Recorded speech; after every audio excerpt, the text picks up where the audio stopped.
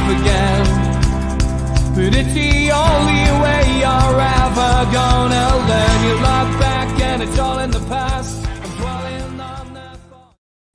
Good evening, welcome to NUFC Matters. It is Friday night as the three Amigos. Steve's bopping away to the long sands there, probably happy that the fact that they're going to be back in June. Live gig announced, 10 years since the first album came out. So, getting back together. I'll probably announce the information for the tickets as soon as they can. But another week, not one win to talk about, Mitch. 2 wins. What a result last night, by the way.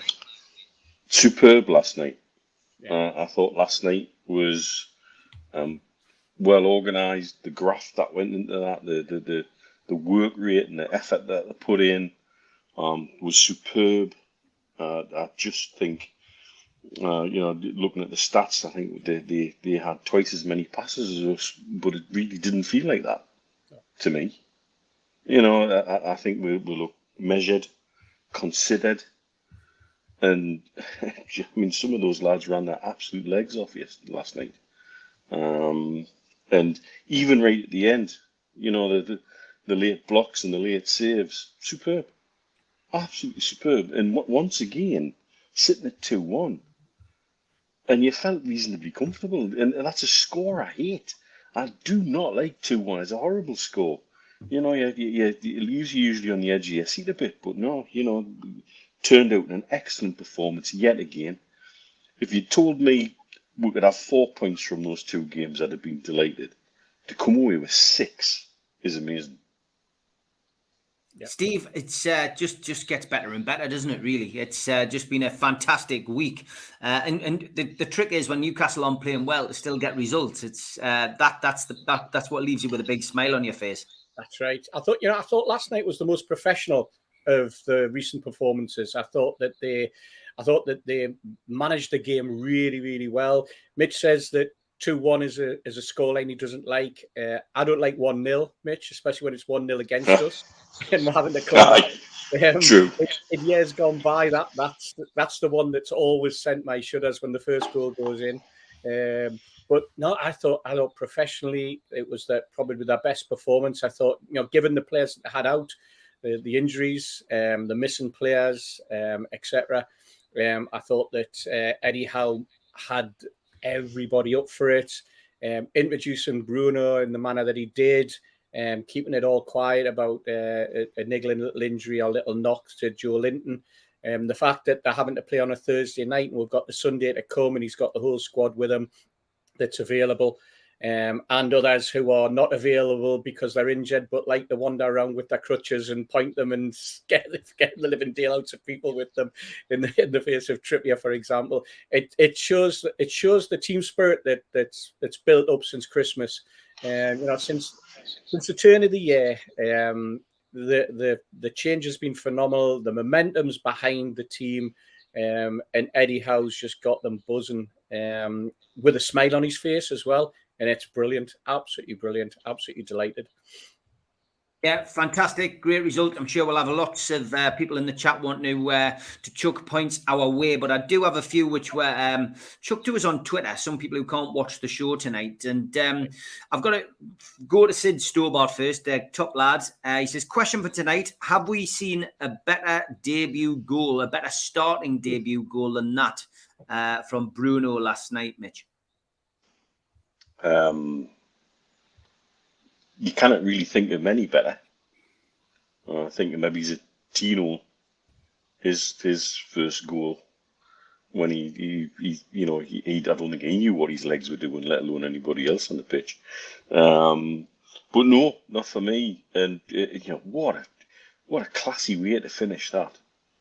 Backheel flick into the roof of the net. And I noticed it's been picked up by was it FIFA that tweeted it and saying that they thought it could be in line for a Puskas nomination, which hey, that's high praise, that. Yeah. To get picked up like that, and what a finish. And again, we've talked about Dan Burns' headers. What a cushioned header as well, to just drop it down. But that pure football improvisation, that's expressing yourself, that's doing what he's been itching to do every time he's come on, he looks like he's going to bring something very, very different to our side, and what a way to announce that. Yeah, Steve, I mean, I can think of some really good debut goals over the years, but that one was special, and it was special because he meant it. Yes, I mean, it was a flamboyant goal. The other goals that I can think of, debut goals or debut displays. I mean, you can go back to Mickey Quinn, can't you? You can look at Sutamac. I don't know whether it was a debut or whether it was not far off a debut. Musa Sissoko against Chelsea, the 2 goals that he scored in that game, which was pretty quick after he just signed for the club. Great individual performances, great goals, and on the end of bringing great results. But for sheer arrogance, flamboyancy, excitement, and that little bit of extra spark that a Brazilian can bring, that for me says this guy's something special. The audacity to even try it, let alone pull it off. Yeah. And like you say, Steve, absolutely. Somebody on Twitter said, if you're over 50, don't try it, you'll put your hip out. I think if you're over 30, you might put your hip out. Never mind being cheeky and saying over 50. Brilliant stuff. Okay, Dan on Twitter also asks, he says, I've got a question, but I'll be at work. If all are fit in midfield at Chelsea, who the hell did we play in there? He said, I can't see anyone easy to drop. P.S. I can't remember the last time we had this issue. Yeah, Mitch, I mean, who do you drop if, say, Joe Linton's? I mean, I listened to Eddie Howe's press conference on NUFC.co.uk today. And, yeah, I mean, Joe Linton, we all thought it was hamstring related. It wasn't. It was a groin. He could be fit. Do you put him back in and drop Bruno back to the bench? It's a lovely problem to have, as Dan says. We've talked about it for the last couple of weeks about, as players were coming back, Howe was going to have an abundance of really nice problems. And this is now one of them. I didn't think Shelvey had his best game again yesterday. But then just when you think, get him swapped out, he puts that cross in for Wood, which was just sublime. Which again, that's the kind of things that John Joe Shelvey can do, and you wish you saw a little bit more of it. That cross just said to Wood, stick me in the back of the net, will you? It was just perfect, inch perfect. And so he did. I think outside of that, he did enough to say, yeah, okay. I've come out with my statement. I apologise for what I felt was for a drop in form, and come back with an assist in a 2-1 win. Willock ran and ran and ran and must have covered every blade of grass. The work rate he put in, the late block. The only thing he did wrong was sliding on his knees badly when Bruno scored. I don't know if you saw his Instagram. Yeah. R.I.P. my knees. I think that's the only thing he did wrong all game. Yeah. And I don't know how you can drop Bruno on that performance. Okay, he came off at the end, but that looked more like cramp than anything else to me. So yeah, it's a wonderful problem to have. It is, Steve. I think it also, we've talked about will Howe rotate, and this little run of 4 away games is the perfect time for him to rotate as much as he likes. Yeah, or not, as the case may be.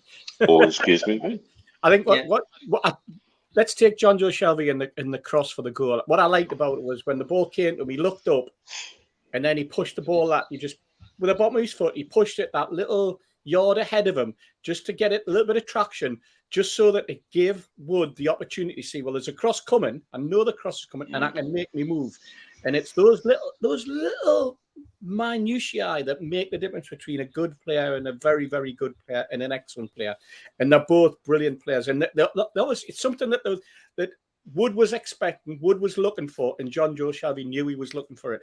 And the way that he timed it and he put the cross in, and it was perfect. I mean, anyone, and I'm sure when later in the week when you're speaking to Supermac will say, I would have loved having crosses like that coming in, because that's bread and butter to a centre forward.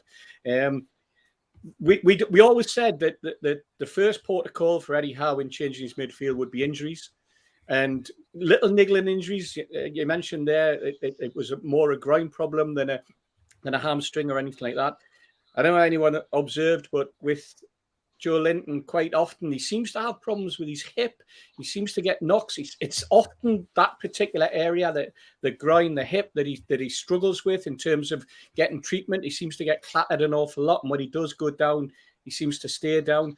And all of those little things will be building up and the little knocks. So taking them out for that game and just giving them an opportunity to rest and recuperate. Great game management by Eddie Howe and his coaching staff.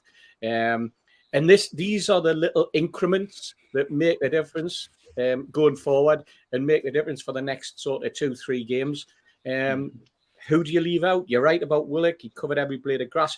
He didn't particularly have an outstanding game, but he worked his socks off. And it was the same with Fraser, working their socks off. And we've always said we want a team that tries. The posters are up there, the flags fly, it tells everybody that's what we want, a team that tries. And now we've got a team that tries and a team that is getting the rewards for the effort that they're putting in. And it's got to be down to good coaching, good team spirit, and a good, honest bunch of people in the dressing room who are working for each other. Those are all the little things that must be a dream to a coach when he's doing the hard work on the training pitch and then he's seeing it coming off in the game itself. Absolutely great. And I bet Eddie Howe is sitting there in the hotel. I don't know whether he smokes cigars, but if he doesn't, I'm sure somebody will be sending him some anyway. Good time to start. Chris Garrity asked on Twitter, he says, I heard that Bruno's mate Paqueta was at the game last night. He says, a lot of us will be wondering if he met with Amanda and Meerdad to discuss a possible move in the summer. So I hope you'll be able to share that light and that info on tonight's Amigos show. So, Mitch, is that a rumour that's been doing the rounds? I noted before the game that it was made very public that he was there. But I've not heard anything that he's done anything else other than be around to support his mate. Mm-hmm. But the way the game is these days, there's often no smoke without fire. And if there's an agent desperate to pull some strings in the background and get an early deal done, now looking at the league position and how we are, and where we are, comparative to where we were at Christmas, I think there's going to be a lot more chatter. And I think also with the situation Chelsea are in at the moment, there's one less place that agents can go and make themselves some money. Who's next up? Steve, it's going to There's be... us waving in the background, saying, Big Six, it's this six thing. It's 5 now, isn't it? Want to make it 6 again? It's going to be like crazy this summer, isn't it, Steve? I mean, we're 10 points clear relegation now. You'd like to think, it's almost done and dusted. Another 2 wins, and I think that's it. But the summer window is going to be crazy, and when you see players of that level sitting in the stand, rumours are going to circulate, aren't they? Yeah. What was it said a couple of months ago? Nobody will want to come to Newcastle. Mm-hmm. 2 months later, and we're now getting agents turning up, allegedly supporting friends, but no doubt wanting the ear of people at the football club. We're getting foreign press once again talking about us in the light and the positive light of what's going on the pitch rather than what's gone on off it in the past. All of those little things. These are all the sea changes that are happening within the football club, and all the positivity that the fans are showing in the stands is now rubbing off on the players. It's then rubbing off on the rest of the football world, and players and agents are going, I want to be there. I want my man to be there. this is something good. This is something special. And as Mitch says, the Chelsea situation just adds that extra little sort of spice, if you like, to where things might be heading in the summer.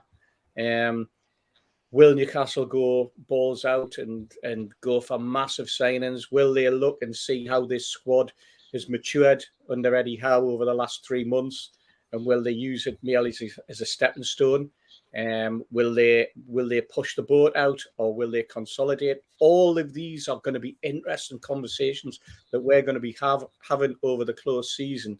And that's what it's about, because we want to keep talking about Newcastle United, and we want people to keep listening to what people have got to say right across the fan base and right across the media. It's great to be a black and white Newcastle supporter. It really is. And like I say, people will want to be here. The football world's now looking at us because of what we're doing on the football pitch, and what's happening in the stands, and what's happening among the crowd, and the buzz and the excitement that we've seemed to have single-handedly brought back into football, because everybody else is in the doldrums. Man United are in the doldrums. City are struggling a little bit, bearing in mind the advantage they had. Liverpool are clawing them back and are still in 4 competitions, and that could all end in failure for them. You never know. And then you've got Arsenal, who are rejuvenated one week and are not the next. Then you've got Tottenham, who are rejuvenated in the weeks when Arsenal aren't. And then you've got Chelsea, who are just being, they're being put up against the wall now, aren't they? And everything's getting thrown at them, and God knows where they're going to end up. And there's little old Newcastle just coming up on the rails, doing our own little thing, and the form team in the Premier League as well. Great. Bring it on. Yeah, fantastic. Great time, as I said, to be a Newcastle fan. It's just, it's positive. Everything's positive at the minute, and long may it continue. Last question that we had on Twitter was from Colour Coats, Mitch, and Colour Coats 11. And he says, question for all three of you. When did you last feel this good as a Newcastle fan? I didn't say it was going to be an easy question, Mitch. I did a little bit with Pete and Ali Khaled with Arab News and their podcast this morning. We're talking about that feel good, and I wrote a little piece for Arab News just between Christmas and New Year, saying that, having been back for the Man U game, the vibe in the city was almost like what we had when Keegan came with the entertainers. You could also chuck into that maybe the little spell was Sir Bobby playing in the Champions League. Round about the Feyenoord time, I think you could probably say, for me, probably that time is the last time I felt as good about Newcastle United as I do now. And then the time before that, probably the entertainers years. But this has been coming since Howe's appointment, because that feeling was there when I was back at Christmas, and we were slap bang in the bottom 3. Remember, and it made no sense. It made no sense in some respects, but the sense was that we've been given hope and joy and a lot of other things back by the fact that we were no longer owned by Mike Ashley, and the stuff that had been taken from we and sucked out of it was suddenly being pumped back in at a rate of knots. Mm. And the hope that, we can do this. We can actually do this together. And I think that's probably the biggest thing about it, is there's a lot more togetherness about the entire place. And like I say, I think the last time I felt that was probably, honestly, in some of those little Champions League runs with Sir Bobby. Steve, I guess it's the same for you. I know it certainly is for me. I mean, if you're going to talk about how you feel about a particular run, it has to be the entertainers for me. And the year that we nearly won the league, I'm excited. The transfer window excited me. And, I genuinely go to the games home and away now thinking we're going to get something. And that isn't something that I've been used to for the last 14 years. Yeah. I mean, you go back to the entertainers. I look back at at it and you think, right, where were we 91, 92? And you go, you know, the club was on its knees, and very similar to where we were probably at the start of the season. And then you had the 92, 93, the promotion season under Kevin, where he had saved the club, and then he built a squad to get us promoted. And that there was a buzz and an excitement at that particular time. Then when we got into the Premier League and we started to do things, that 93, 94 season, absolutely superb. And it was a continual build-up. And I think one of the other things was very similar to now, the clamber for tickets, especially away tickets, was always a struggle. But TV had come in, and we started to get Newcastle started to be the team that the TV people wanted. Sky wanted us on all the time. So we even had situations where, like on a Sunday afternoon, an away game, and nobody could get. People got together. People got together in other people's houses, not necessarily in the pub, but you'd go. You know, somebody who had Sky TV, and you would go to their house. Lads used to come to mine. Sometimes it would be 15, 20 lads sitting in the living room watching the match. Bring the cans over. Get there 10 minutes before kickoff. Sit there, watch the game. You know, everybody screaming and shouting, and then would head off afterwards and go to the pub or go to the club. And it was that there was that sort of buzz, because again the pubs were so full, you couldn't get into some of the pubs to watch the games when they were live on TV, and not that many pubs had Sky as well. So there was a buzz, and there was an excitement, and I'm feeling the same now. And I think I understand where Mitch is coming from, the European, because that was moving another step up. You know, we'd got the entertainers, then we got Shearer in '96, and then and you thought this is going somewhere. This is you know, the owners were on board, everything was ticking perfectly, and it was superb. So for me, it has to be the entertainers. That's the comparison that I would make. But we're at the start of a journey on this one. The entertainers, we managed to live through it, and we saw what it could bring. And if Eddie Howe and his team and his squad and his backroom team and the owners can bring the same sort of thing that we experienced in the entertainers, or even half of it, it will be a ride that some of our fans have never experienced, you know. So special. And, you know, people say we're starved of it. And I go back, yes, we are starved. We know that. But we're realists. This isn't going to be a walk in the park. You know, this is going to take hard work. It's going to take patience from fans. It's going to take patience from owners. And it's going to take an awful lot of graft by players and coach and staff to get it right. But when they do get it right, we'll certainly let them know, won't we? Dear me. Tell you what a great barometer of the feeling is, and I discussed this morning as well, is the loyalty point arguments have started, yeah, and the expand the ground arguments have started, and the basis of that for me is everybody wants to get to the game. Mm-hmm. Everybody now wants to get every way possible to be physically there, and that's what's the driver. It's because they want to be there. And so how can we get there? Can we expand the ground? I want to go to all the away games, but I don't have enough loyalty points. Well, can we ditch loyalty points and do something different? And it's that clamour to be part of it physically. Yeah. And that's only a good thing. Yeah, of course it is. It's a great thing, and that's, you know, that comes with, you know, with success. It's only going to get better, with, you know, with more investment, with the team winning each week, and, you know, hopefully getting that monkey off our back and finally winning that elusive trophy. Then, you know, from our perspective, you know, it is going to be a problem, but it's going to be a welcome problem. That is for certain. Thanks to you who submitted us questions on Twitter. Thank you very much. Bit of a new concept, that, not one we created. You created it. It's your show. Go for it. John Askew got in first today, and he says, can you give a shout out, please, to my 4-year-old great nephew, Finlay Brown?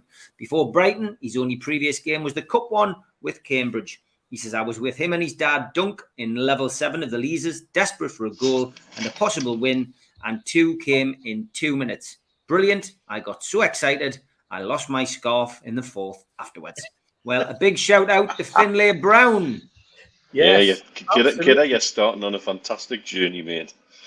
Yeah. Yes. I mean, can you imagine, after the disappointment at Cambridge, and then he went back And that says something, doesn't he? Because he's desperate to see it. He's desperate to My- be part of it, you know. my- And he my- gets reward.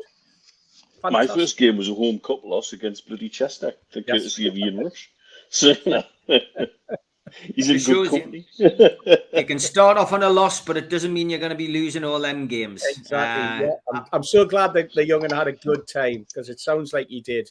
You know, absolutely brilliant, and it's great. This is what it's about. I think there's a new groundswell as well, isn't there, of lads taking that this generation, a generation are now taking their kids to the game for the first time because they want to. The kids want to be there. You know, kids were wearing Man United shirts and Liverpool shirts and Real Madrid and Barcelona and you name it, even Chelsea. Can't even buy one now, thank God. But it's great that youngsters now want to come to St James's Park. Dads want to take them.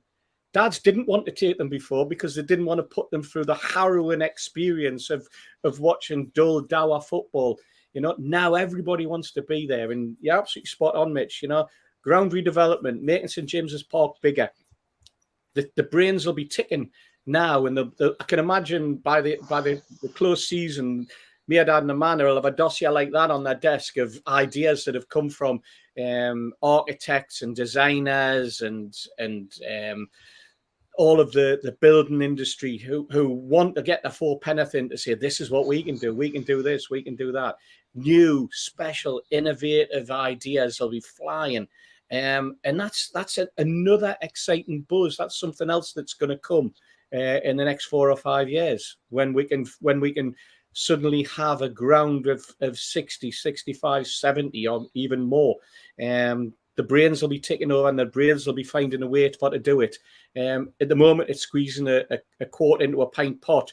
But you know what? There's no reason why we can't have the biggest pint pot going where you can get a quart into it. Love it. John Mitchison, we'll get your question in before the day I met. He says, hi all, do you think a top 6 position is possible next season if they buy the right players? I think they can do it. Simon Jordan says no chance. It's a mid-table finish and concludes that Howe is not a top 6 manager. John, why not a top 6 finish this season is what I would say to you. Win against Chelsea, I tell you what, bookies will be slashing the odds for a European finish. Mitch, is top 6 doable next season? Let's face it, Leicester were nearly relegated and won the Premier League the next season. Well, he's talking about buying the right players. Let's look at this a bit methodically. We threw away 24 points from winning positions earlier this season. Let's not be greedy. Let's have about a third of them. So let's say 7. There's 38 points. 38 points will put on the breathing down the back of the top 6. And so if we'd had half of them, another 12 points, where does that put us? And that's with this squad. That's not with buying the right players. That's with this squad with the additions we made in January. I think the form of this team now could potentially change the game plan that the owners have and accelerate things and take a year off the journey. That's how big January's been and how big the appointment of Eddie Howe's been. And Eddie Howe's dealing with stuff, and I know he's dealing with stuff that we're never going to know about. And he's doing it with grace and with dignity, and he's doing it with the right way. He's handling the squad, he's man managing. And we're getting the best out of this set of players. So, is top 6 possible next season with the right buys? Doing the maths, top 4, which we're in deluded Geordie's territory, aren't we? Yeah. But yeah, do the maths. Yeah, we've had a season so far of thirds. The first third under Bruce. The middle third was Howe's first games, and there was no new manager bounce. This was a slow, incremental improvement, not an immediate couple of wins and then drop off again and then build back up. So we've had the dross of Bruce, Howe desperately trying to put it back together and produce something out, the purse out of the sow's ear, and then this ridiculously good run that we've been on, where we've accrued most of the points that we've got on the board. So if you want to extrapolate that across the season, going off the form table, read it for yourself. And this is again another one of those happy situations that Howe's created for himself. With the right buys in the summer, dear me, there's teams are getting scared of it now. With the right buys in the summer, there's some teams bloody terrified of. I was listening to your podcast, Mitch, with Pete and Ali, and obviously Ali's very into his statistical analysis, and when he came out with that third, and one of the interesting aspects of it was that on the form guide, I think we are currently averaging 2.33 points a game, which would, if that had continued through the season, that sort of form, and certainly since Howe came and then carried on till the end of the season, you're looking at 80 points. You're looking at a team that wins you the title, mate. That exactly, and that's it. That is the sea change that we've had when the statistical analysis is done. And this is a lot of decisions that get made behind the scenes in football clubs now involve also looking at those particular stats and looking at runs and looking at how the team has performed at various times in the season. And I did listen to a very, very good and read another very, very good article a couple of weeks ago about managers who have players in the squad who maybe start off the season with an injury, and they make a conscious decision not to bring that player in until January, February, because they want that player to be at his optimum, because they look at the statistics that are shown, the fitness statistics, the levels, and they know where the team wants to be, and they know where they can slot them in. And it's an aspect in an area of coaching, if you like, that we're not aware of. We don't see. We just look at at the end of the week, we look at the league table and go, we're sitting 14th. We've had a run of 6 wins out of the last 7. We've got 22 points. 22 points is exactly the same as Liverpool, by the way, over the last 9 games. We've only dropped 6 points in the last 9. It's amazing. Or 5 points, something like that. This is where you start to dream again, isn't it? This is where it's true, and in the changing room as well. I had a little chuckle at Frank Lampard's interview last week where he was talking about, I've come in to a team that's won 1 in 14, and I don't have a magic wand, and we're never going to go on a run where we're going to do 7 or 8 games in a row. And he's literally describing what Eddie Howe's done. He's literally described it, and so I think that's the measure of the level that Howe's now got that squad at. And none of these games are flukes. We haven't fluked any of these games. It's all been done by the hard yards. So yeah, I mean, fantastic. Yeah, I had a little chuckle at Eddie at Frank Lampard's press conference as well today, when he seemed to be more excited and more animated about what was happening at Chelsea than he was at his own club, which I again found absolutely fascinating as an outsider looking in. And hey, so what? Exactly. So what? Great start of the programme. Thanks for all your questions. We've got lots coming in the chat, over 600 watching. We never take your support for granted on a Friday. We always blown away by it. And we know you don't tune in for us, you tune in for this music.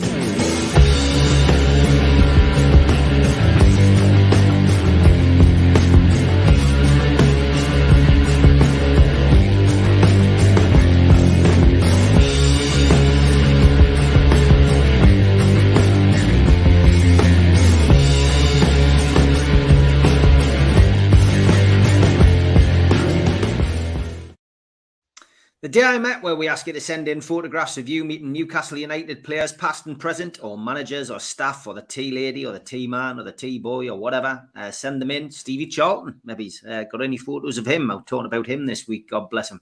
But yes, this one was from John on Twitter. Sent quite a while ago. As I said, I've got a backlog of these, but please keep them coming in. I love seeing them. So John had this photo with a pretty good lineup there. John, Mickey Quinn, Andy Cole, and Les Ferdinand, which is a hell of a lineup there, mate. But you know, that going back to those kind of days shortly, I think as well. Alan Shearer was the only one missing off that picture, so we decided to send us one with Big Al. Then Peter Beardsley to finish off with. So quite a lineup there, John. Thank you very much, mate. You've obviously been to some great dues, some of them mine, some of them other people's, but thanks very much for sending that in. And don't forget to send us them on Twitter.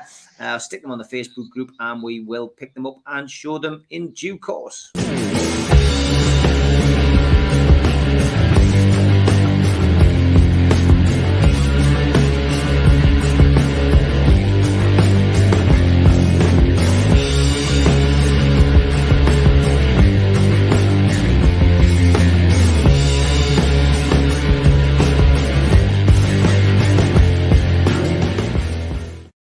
Lots of chances to win on this show as well. Don't forget. And tonight we are drawing the 260 dinner tickets. They are $9.99 to buy a ticket.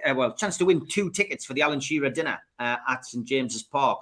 So that is a prize worth £520. They are money can't buy tickets. $9.99 though to join the raffle. I am told by John we have sold 45 tickets, so it will be drawn tonight. You have got a chance of being in it to win it though, so get yourself in. 1 in 99 chance if we sell all the tickets. Get yourself involved. NUFCmatters.com is where you go to buy a ticket, and you have got another hour to buy a ticket, so please jump on that. The much publicized shirt for the food bank is still available at the top of my Twitter at Steve Wraith. Get your bids in before the closing time of 7 o'clock. We do have a new one lined up for the food bank. Current bid on that is £150, which is a nice tidy little sum. So please get your bids in if you want to get that t-shirt, that shirt. It's a one-off, and Alan St. Maximin will sign it as well. And just a big thank you to Amanda and Mirdad, who invited me and John from qtechshop.co.uk up to the chairman's suite before the game to get the shirts signed, which of course were won by other people over the last couple of weeks on our Friday night Amigos show, and some just great. This is what it's all about. And me and John were in there the other day. We popped in. They offered us a drink. We had a drink, and Lee Ryder was in there. Miles Starforth was in there from the Shields Gazette. Speaking to the media. Dear God, it's like we're in a parallel world now of Newcastle United. You know, you had this side of Mike Ashley where he's against the fans. People are rioting against the owner. And then you've got this. This is like, it is just like being in a parallel universe. It's absolutely amazing. So thank you to Amanda and Mirdad for doing that. Big shout out to them. And I do want to highlight as well the picture that was doing the rounds on Twitter. And I did notice a few people changing it somewhat, but this was the original photo on Twitter yesterday where they were on the way to the Southampton game, and they were saying, God, you think they'll be able to afford 3 seats together? Jamie sitting on the knee. There was loads of alterations to that one doing the rounds. It was brilliant. Good advert for Costa, if nothing else as well. But yeah, it's good. It's like we said right at the top of the show, there is a feel-good factor at this very moment in time about the club, and I'm convinced that it will just get better and better. So long may it continue. Okay, let's try and get into the chat. Benny, we'll come to you, and he says, how many Chelsea players could Newcastle nick in the summer? Now, you've touched on it already, Mitch. I mean, the war in Ukraine is treacherous. It's awful to see what is going on out there. We never thought we'd see in our time a pandemic, but we, certainly didn't think it would be on the brink of World War III in 2022 when we were, wishing everybody Happy New Year. So it's horrendous, and it's now had a knock-on effect. The oligarchs are having their assets frozen or taken off them, and that's led to this situation that we find now with the Chelsea owner Roman Abramovich. And the question marks are now over the club, and rightly so. And players, if this does go on into the summer months, they could be in a pretty treacherous situation with players. And would Newcastle be interested in a few of their players, do you think? Mate, in my opinion, I don't know how they're going to see out this month. I only see administration. And I've talked to a couple of football finance people, you know, me and Steve have dug around that part of the world for long enough now. And I've spoken to a couple of people this week whose honest opinion is there'll be administration before the end of the season. Really? That's the feeling. Well, unless they make alterations to the conditions that they've got right now. Well, the breaking news is that they've just had all their bank accounts and cards frozen. Oh, my God. Bye. That's literally just come out. That was a message I got. The bank accounts have been frozen because the banks have decided that they are no longer risk averse. So that's been broken in the Times in the last hour. The next protocol for the players, if we're talking about which players we're taking, they can't negotiate with anybody who's out of contract at the end of the season. So the one that stands out there is Rudiger. I'd have him in a black and white shirt tomorrow. What an absolutely nasty, horrible piece of work to add to our back four. But it's shithousery though, Mick. Oh, he's very good at shithousery. We could have a champion shithousery back four. It would be fantastic. It would be built shithousery, wouldn't it? Yeah. I wonder what would be the plural for a group of shithouses. I'd have to think about that. There's got to be you'll have to ask Siri or Alexa. Collective noun out there somewhere. So, you know, they're the ones who first spring to mind are the ones who basically are in limbo. They can't negotiate a new contract with Chelsea. They're not allowed to. Hello, we've got a bit of money. Do you want to come and join the joyride? So Rudiger's the one that stands out to me with that lot. The next hurdle for Chelsea, then, if everything's been frozen, is how do they pay their players? Now, that was the question I was going to ask next, Mitch. And surely to God they can't. They can't. Valencia got around that when they got themselves into financial bother by paying them with their promissory notes, which is basically an IOU, basically, mate. It's a legal IOU. Similar, haven't they? It's a legal IOU, but it's an IOU. That doesn't pay the bills for the players, though, does it? It doesn't, does it? You know, and so wow, you're going to get into a situation where there's players who probably could, under some sort of force majeure clause, break the contract. This is a situation beyond my control and beyond your control, and where contract's now null and void. I'm off. And because agents and players have so much power in the game at the minute, that wouldn't surprise me to see a few of them do that. We have the leeway in FFP to snap a few of those up. I know it's horrible. I mean, we're talking about a club. It's, you know, we're to talk on here about Chelsea. Rob, he's my mate. It's his club, for God's sakes. And he didn't come out to watch the match with us last night, and I spoke to him briefly this evening, and he says, mate, I've had a shit week and I'm not coming in for a pint. No doubt he's feeling about where he is with the football club's got part of that to do with it, you know. But we also have got to be realistic in that we can look at that as a way, again, does this accelerate our game plan? Are we suddenly then pushed forward into a world where we're seen as, ironically, the safe haven? We've gone in the space of 2 weeks from being the devil incarnate. Nobody wants this Saudi money in our game to please go and buy this club. You know, it's bonkers. It's absolutely bonkers. But we could propel ourselves into a position where we look like a very good option for players coming available from there. And also, whoever comes in, if there is a purchase made of that club, and there's a way to do it, I can't see a purchase happening simply because how complicated it is now. It's now got, you know, it's now the complication. Is that the club on the phone there, Steve? Might be. It might be. I think it's Chelsea's insurers. That's the next question. If your bank accounts are now frozen, what happens with the insurance of the players? Are the players insured to play? What about the situation with?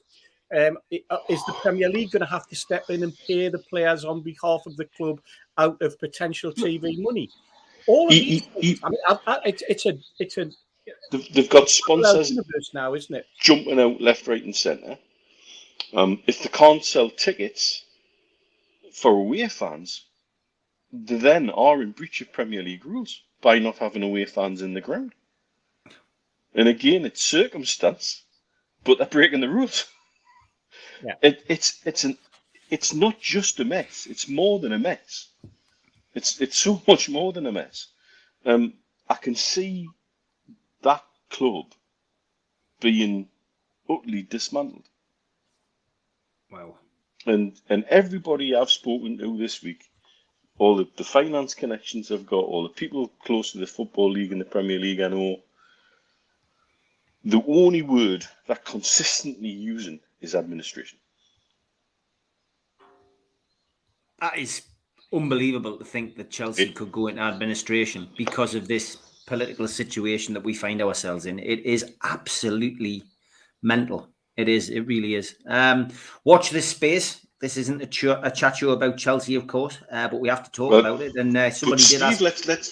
Let's ride on further. What's going on at Everton? Well, yeah, we'll go on then. Yeah, let's talk about that because they're facing a points deduction. They're facing a points deduction for having 3 years on the trot where they will have recorded a loss, and the reluctance to publish their accounts at the minute would suggest that they've gone over that legal requirement. They've fucked up, and they know they've fucked up, and then now they've lost the Usmanov money, which again, 2 weeks ago we were talking about a beat reporter who said, "Oh, USM's on the sanctions list. It's going to be a problem for Everton." Then 6 hours later, withdrew the story and deleted the tweet and said, "Oh no, it's another USM company who are actually owned by PIF." Turns out it was the original USM company he was talking about. And they've had to take all the sponsorship down, and they've lost their income. There's a big hole in the finance there going forward. But the fact that delaying publishing the accounts tells me they fucked up, and they know they have. And my opinion on them right now is they're like us during the takeover. Big enough to make an example of, big enough for the Premier League to say, "Look what we've done here. Aren't we big and hard and clever?" But they're not one of the top 6. So they don't rock the boat. And I can genuinely see, and again, John, who hosts with Liberty Bells here in Dubai, is Everton through and through.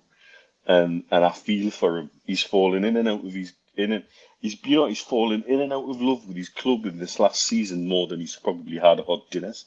And he's not going out. And he's not going out tonight either.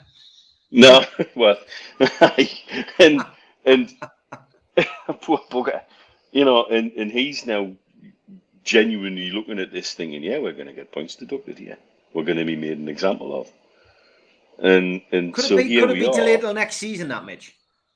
No, because it's a 3-year period and there's a definite period for it. That's why they want the accounts now. So that would be this season? I think so, yeah. That's the way I understand it. Has there been a precedence for that?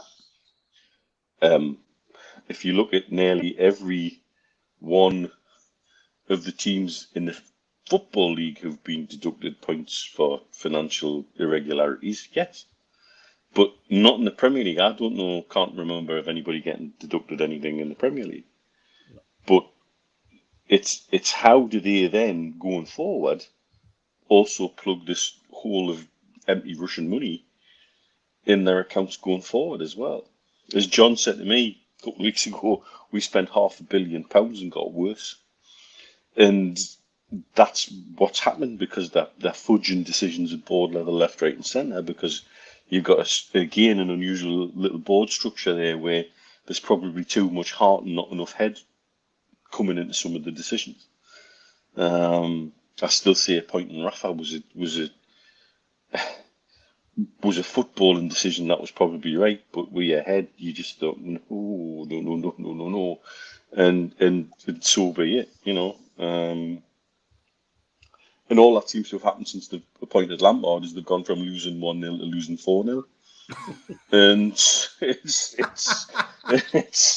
it's an absolute, again, it's another mess, but for a different reason. And I find it fascinating to think here we are at this stage of the season and in this year, and things in the top flight could be decided by political and financial reasons, not sporting reasons. And we're in this. I hate I told you so's, but me and Steve have been banging a certain drum for the last 2 years on Amigos about football finance and things coming home to roost one day. This is not the way we thought it would come home to roost, I've got to say. World War. Exactly. But when we were saying the Football League are just kicking the can down the road 18 months, we've just caught the can up now. That's why you see some of the things happening in the Football League. Bearing in mind, I think it's currently 9 clubs at the minute on the transfer embargo list in the Championship, which tells me that they're 9 clubs which are close to problems. In the Premiership, we're now seeing, because Everton can't play the COVID card on this, because there's already COVID provision in the calculations. So they can't come along and say, oh, but COVID was really bad for us, because there's already 2 years averaging COVID in the calculations that they're talking about. And it looks like they're still going to be close to 100 million over. That's not just tipping over, that's driving a coach and horses through the limit. And that's why I think they'll be made an example of. Wow.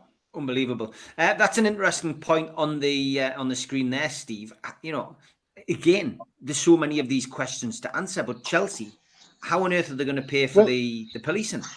Well, there was also the fact that they only had 13 days of money left in the bank account. They had 14 million pounds in cash in their bank. 14 to 16, yeah. A bill coming in for just the players' salaries alone of 28 million for the month. You know, so there's all that. This is now showing you how much Abramovich has been propping that football club up. How he's been bankrolling it and propping it up, and you've got to look at the executives who have sat there quietly. Executives who have been on the Premier League's executive committee, executives who have been making decisions about United and lots of other football clubs over the last 3 or 4 years. You know, people who are influential in the game because they were part of Chelsea, so that meant that they were given more say or more influence than others in the roles that were taken. So there's all of this. I think what's going to happen is that they're probably going to go into an administration, a kind of administration, where the administrators won't be the sort of financial administrators that run in a normal administration situation. I think it's probably going to be, or I can imagine it will be something like people linked to the Premier League that will end up having to look after the finances on behalf of, because there will be that requirement by the government, because it's all the government's action that they've done, and this is just that this is the rules regarding Abramovich, which are now rolling through everything that he owned in the UK, and it just so happens he owned a football club, and the football club and the supporters are the ones who are losing at the end of the day. But it was the football club and the supporters who gained from Abramovich's money for the last 19 or 20 years that he's been there. I think, 19 years? He bought it in 2003. I put up a relatively flippant remark, but it was an element of truth in it, that if it wasn't for Abramovich, we wouldn't have had Mike Ashley, because the chances were that Freddie Shepherd certainly wouldn't have sold his shares to Ashley. And Sir John always said that the reason he sold was because he couldn't compete with Abramovich, and he got out when Abramovich took over. So you look back and you think the impact that Abramovich has had on football, and everybody talks about the positives for Chelsea and the fact that they've won 19 or 20 trophies since 2003. But the negative effect he had on us at a point where we needed an element of positivity, it completely derailed our football club, and it brought to us in that environment. It brought us Mike Ashley. So there's an awful lot going on, but I think they'll end up being having to be looked at by someone within the game, like the Premier League, a special committee that will be set up, which will have businessmen and legal people and financial people to look after the money, because they've got a boatload of cash there that is sitting there, both in prize money and in TV money that'll be due. That is what will keep them going to the end of the season if they get their hands on it, and it's how you do it and whether the government will allow it. Those are the type of situations that we're going to get in. Remember, it was us that said a couple of weeks ago, before Abramovich even announced it, that he was going to put it in. His only option at that particular time, 2 or 3 weeks ago, was to put it into some form of blind trust. That's what he did try. The following day, the following day, he announced that he was going to hand it over to a set of trustees, which was basically, you run the football club on my behalf. John Devine, of course, who we know quite well from Newcastle, was one of those people mentioned. That's right, yeah, because John was on the board of the trustees of the football club, and you know, it's amazing to think of. But that's what he thought. He thought he was going to get away with that, and he thought he could just ride into the sunset and allow them to run the football club until some time. But everything caught up with him in the last fortnight. Everything's just caught up. The whole situation. And what is annoying, if I was a Chelsea fan, I'm sitting there, and when government ministers come out and say things like, "We've been watching this for a while, 19 years, and you allowed it to happen, and you allowed them to carry on." This is the short sight. This is the narrow-minded. This is the politique of politicians. The way that they're reacting now, when they allowed it to carry on because it suited them, because the money was rolling in. It was rolling in not just for Chelsea, but running into the City of London, and they didn't want to touch anything to do with the oligarchs. And now, when they've had to, and I must admit, I'm surprised the politicians have got involved, because the last thing a politician usually wants to do is upset football fans or upset fans of one particular club. In this case, it's Chelsea. It's, to me, you know, it's some of these, though, Steve, are the same politicians who will come to us as fans and say, "Trust us with a football review, and we'll find a better way to run football." Well, you've been letting this shit happen for the last 19 years. Why should we trust you now? Yeah. And the whole point of these sanctions is to stop Roman Abramovich getting any of the money, basically. Yes. So you're right, Steve. I think some sort of special form of administration would probably be on the table. But the people I've spoken to today are just saying, "Nah, it'll be just an administration. Bam, done." It's quite, terrifying to think about that. And if you put that into perspective, that makes sense. If there's been wind of that last week, when Amanda was doing that talking, that would make sense of some of the words that she was using and then got lambasted for. Yeah. Because she's looking at thinking, shit, what if that happened to me? I only just got this. I love the tweet somebody put out of Amanda and Merdad doing an interview, and it was like that, the Fast Show couple, Roy and what's her face, and she was saying, I don't know what I'd do if they came to take the club away from me like that, and da-da-da-da. What did I say, Merdad? You'd have to drag us out of here kicking and screaming, and so it probably makes sense of some of the words that she came out with, that she got a bit of stick for, because if there's been any wind of that, and I'm sure there will have been, given the people who were at that conference, there'll have been chit-chat already there. But, I mean, it's even down to things, the sanctions are so hard, even down to things like £20,000 maximum for an away game trip. Mm-hmm. So I'm presuming they're doing Lille on minibuses. Yeah. It's a classic, it's. I never thought I'd see the day. I'd see the day. It is bizarre. It is bizarre. It's seeing that, like you say, the government take the unusual step of actually stepping into something like this. Yeah. We're in uncharted waters. Yeah, I mean, after Sunday, it's if it carries through, after Sunday, it's only season ticket holders, 25,000 inside Stamford Bridge. The loss is again is 600 grand in that alone, just for that. There's the financial loss, but also if you can't put the away fans in there, you're breaking the rules, and you're not intentionally breaking the rules. God. But you're breaking the rules.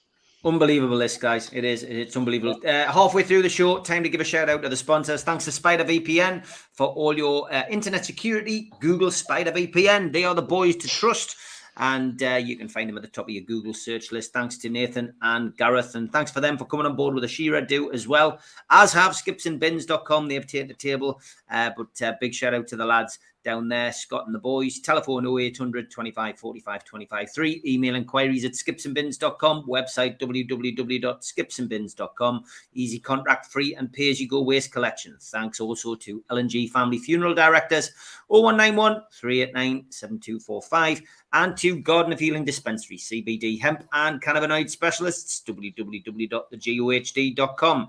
Thanks also to Arcot Interiors.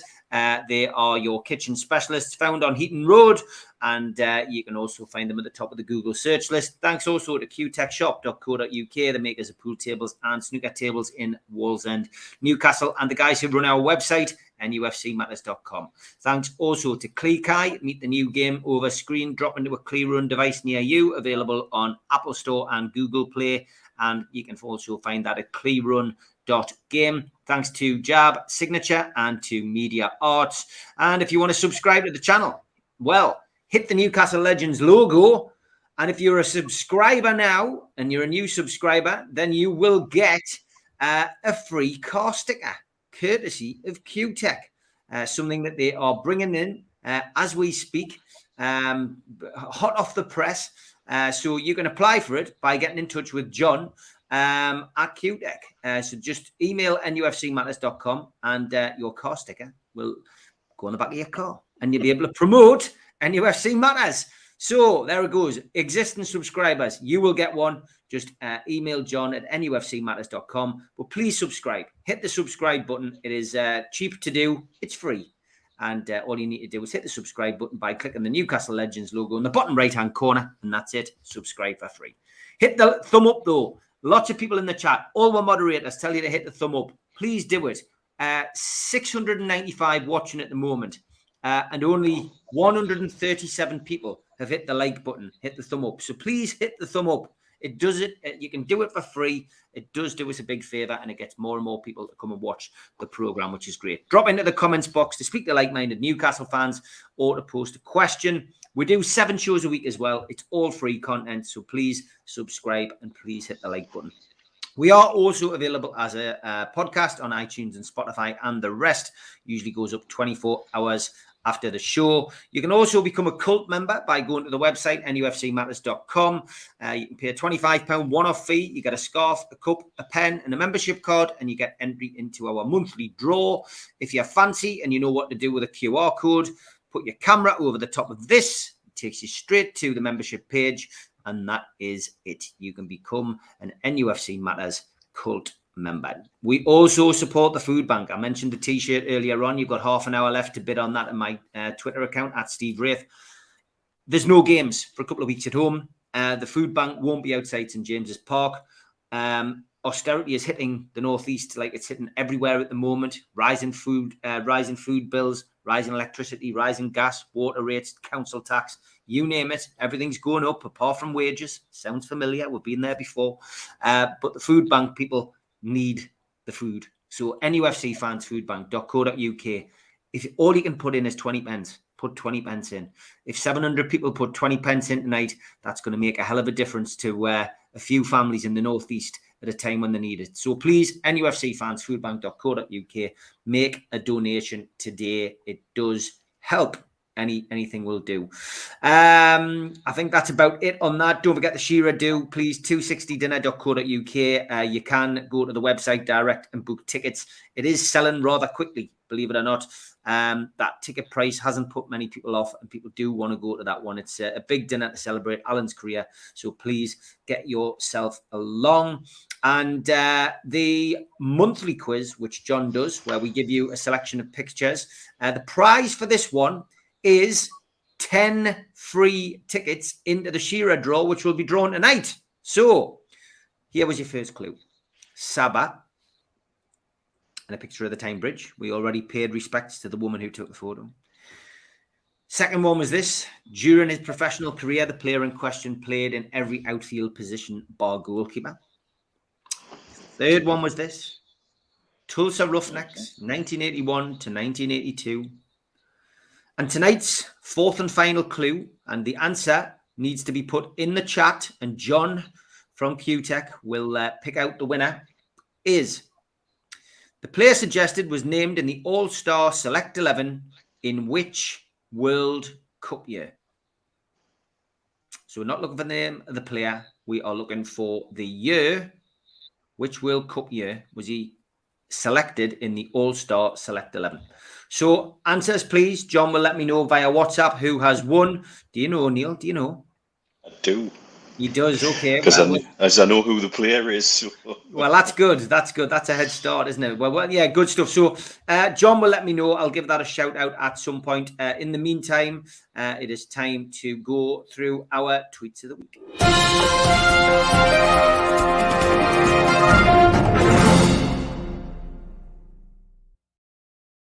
As each week goes by, there's always like certain themes, and I mean, we've been inundated with Ralph Hasenhüttl, we've been inundated with Chelsea. I've picked a few different topics as well.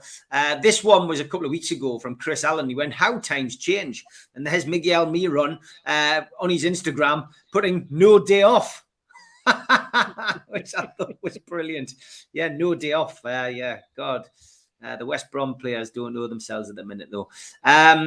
With a bit of humour, we'll have to have a bit of reality. Ian Hull did put this out. He says it's very poignant. He says, "War is a place where young people who don't know each other and don't hate each other kill each other by decisions of old people who know and hate each other but don't kill each other." And I thought that was a very, very, very poignant tweet, Ian. Our thoughts with the people in Ukraine. It is awful to see it, what is going on out there. And let's just hope that this comes to an end sooner rather than later before more people get killed. Andy Whittick says, put this one out. He went, "Richest club in the championship," they said. He did get a little bit of stick. People are saying, it's a bit early to be saying that. Like, a bit early to be saying that. We've got Southampton and Chelsea this week. Well, we've just dispatched Southampton. We could do the same to Chelsea. Who knows? But yeah, it's nice to have that kind of positive tweet. Paddy Power, again, Donny van de Beek turning down Newcastle because he didn't want to be involved in a relegation battle. Looks like the worst decision since Prince Andrew agreed to be interviewed by Emily Maitlis. I tell you what, I bet you Everton fans are sweating, unlike Prince Andrew. Okay, this... Charlie Gresty put this one in. I love these kind of things. So Dan Burns just walked into Brewdog in Newcastle, and he's the nicest guy ever. It's great, isn't it? I love it when fans bump into players, especially like that, especially on a match night, because you're just out, you've just seen Newcastle win, and then suddenly the players, like, you take a double take, don't you? And then you have some people who are willing to go up and speak to them and ask for a selfie or ask for an autograph. You get some of the lads who just rather like stand back and don't want to be seen like an autograph hunter. But that was just great. A proper team photo of the lads with Dan Burn, and he was lapping it up by the looks of it as well. I can't remember who sent us this, but this was funny. We gave the Premier League a 14-game head start, and they still can't relegate us. The beast is waking, which was very good. Was very good, yeah. Jeff, I'd managed to update this at the death. Eddie's Trail of Tears. Jeff loves posting this. He's posted it on my timeline about 8 times today. But yeah, Jeff just keeps adding to the list. Let's hope Tuchel's on there. I hope I get one off you. They've all just had bad games against you, haven't they? It's just, what a strange coincidence. Well, obviously, I'm keeping Ralph's interview on loop now, and if ever I'm depressed, I'll just stick that on and laugh because it is just funny to watch. Trippier, of course, is still injured, but still supporting the lads home and away. And he went, "I might be in trouble for this pick." Obviously, having a go at the numerous pundits who just say he's there for the money, and he's making a song and dance about him, but he can take it in good spirit. Ian Hull as well put this one in. "Just seen these two lads outside Stamford Bridge." Of course, it's the two guys off the Debt Collector programme on television, which was quite funny. This one, you could have knocked me down with a feather when I read this. An article by Richard Keys, who's heaped praise on Newcastle and reckons they could finish in the top half of the table. God. I think Andy Kerr must have been in his ear. think Andy Kerr wrote it. Paddy Power again. United should have hired Steve Bruce when they had the chance. Yeah, you're not wrong there. Like, because Ralph Rangnick is certainly not Which going United down was well. that? Carlisle United. Carlisle United, yeah. Nah. They have got a little link, haven't they, with him? Was it that guy who tried to buy Carlisle United? Used to be at Man United. Yeah, Michael Knighton. And this not quite football related, but again, Natalie Hudson, welcome to Twitter. Someone will be here shortly to disagree with you. That's true. That is. No, they won't. That's the will. Jamie Pyle says, meanwhile in the Wirral, Rafa Benitez is folding his glasses and tucking them inside his pocket. Yep. Job done by agent Benitez there. I think that is certainly the case. I love the photograph ones. This one was doing the rounds. Patrick Foster from the Barbers in the tune. Up the Mags. And of course, anybody who knows Newcastle's Northumberland Street, at the bottom of Northumberland Street, you can see the jewellers on the corner. And they've stuck an old Newcastle shirt and a scarf on the guy on the top of the clock. So good bit of marketing, good bit of PR, whoever came up with that. I'm sure it's not somebody drunk who's climbed up there on Saturday night, but you never know. You never know.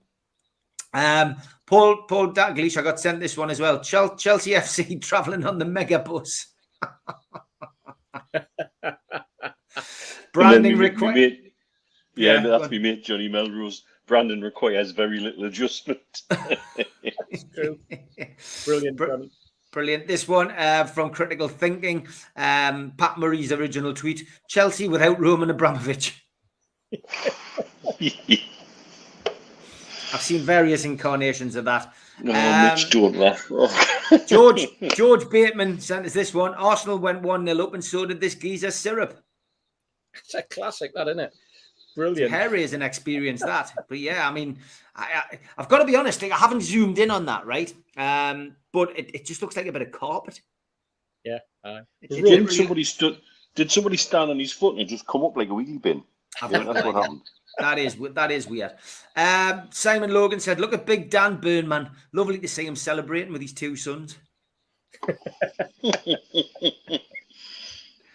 And this one from Newcastle United. You're right. My apologies. And you see Joe Linton's heat map is a goat. Yeah. And the winner this week was this one from Craigie. Zara sent me this in. Went out for the Newcastle match yesterday, and when I got it afterwards, oh no, Zara didn't send us this one. It was another one. This is the second place one. When I went out for the NUFC match yesterday, and when I got in afterwards, I was called a drunken disgrace, amongst other things. I was only 8 hours late going home. I just don't understand women. We've all been there. I think most of us were there last weekend. I've got to be honest. Yeah. This was the winner from Zara, and it's this. Paul Lyon. Been watching this excellent series on the telly. 8 shows in so far. It's brilliant. It's called Match of the Day. Honestly, get it on. You'll love it. Brilliant stuff. Keep them coming. Love the tweets. And obviously, we'll keep our eyes out as well. But always a good little segment. We always look forward to that. Tweet of the week. Thank you very much.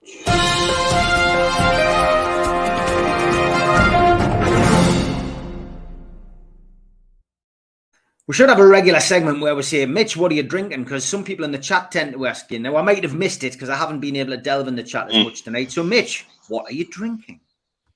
I'm drinking Ralph's TS. Yay! I've got to be honest because I'm so busy. That's what I'm drinking this evening.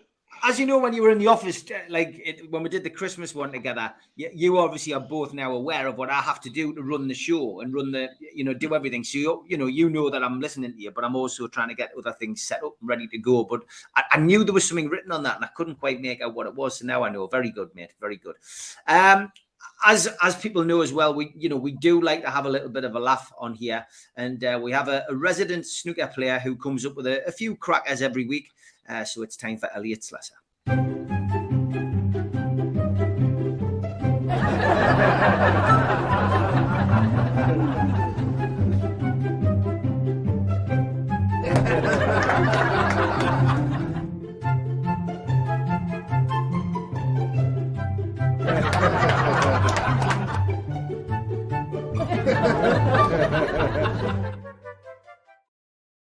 Okay, Elliot's joke of the week is, I've just saw Mick Hucknall in the snooker hole.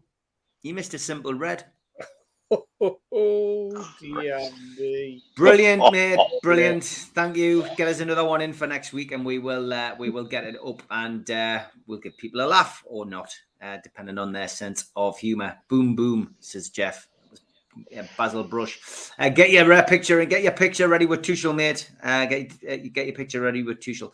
I'm going to put in something today. I mean, Eddie Howe, Manager of the Month, Mitch, most deserved Manager of the Month award in our Newcastle history, I would have said, because to go from the position he was in to win and draw those games and get us out the relegation position, and from 7 points adrift to 10 points ahead is fantastic.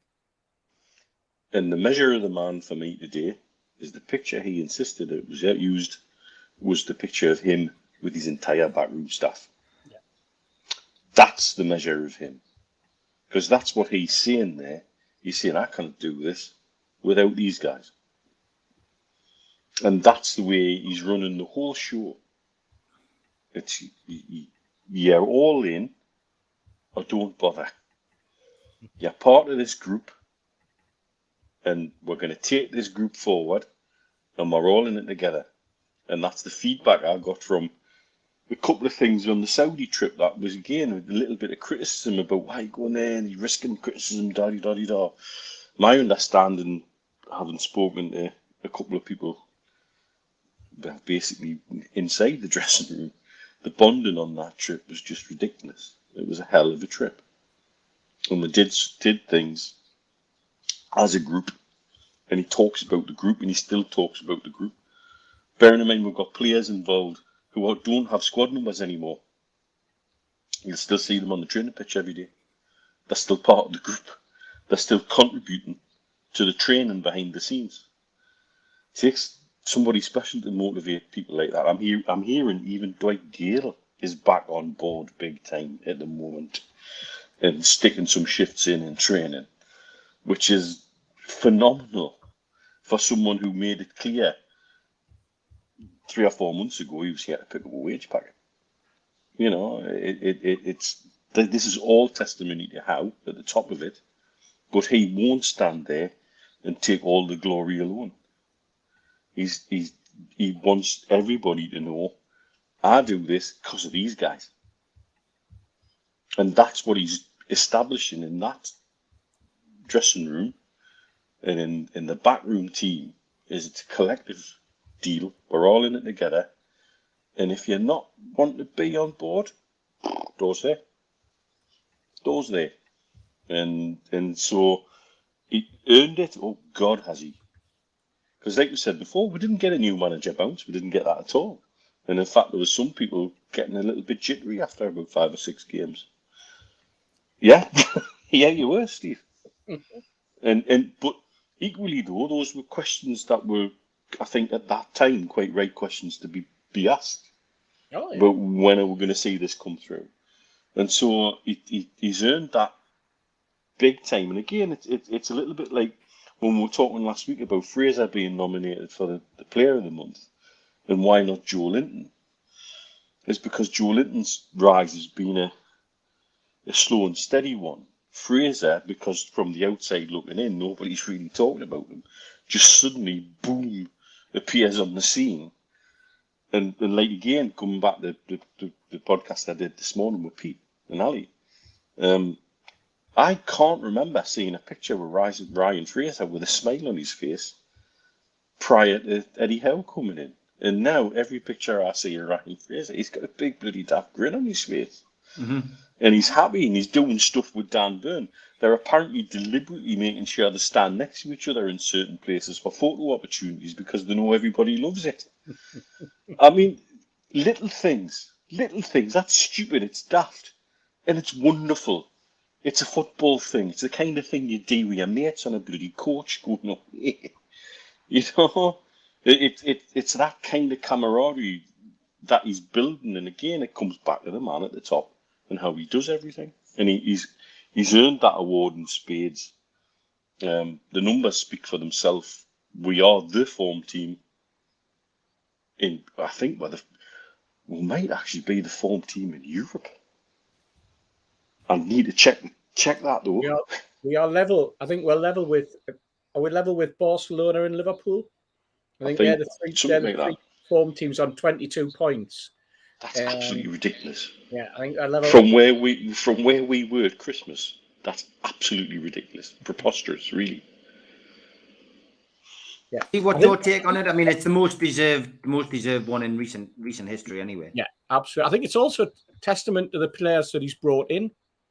He's spent time with the owners. He's spent time with Steve Nixon. They've identified quality that they can bring off the pitch as well as on the pitch. Quality into the dressing room, leadership, people that other members of the squad will look up to, people that can immediately make a change to the mentality and the dynamics in a positive way around the squad.